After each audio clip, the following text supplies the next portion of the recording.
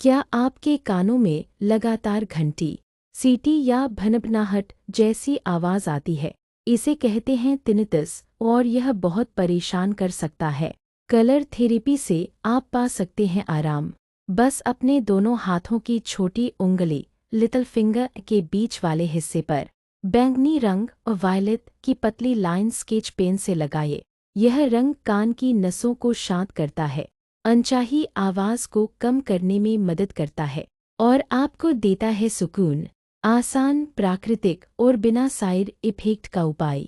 आज ही अपनाइए और फर्क महसूस कीजिए।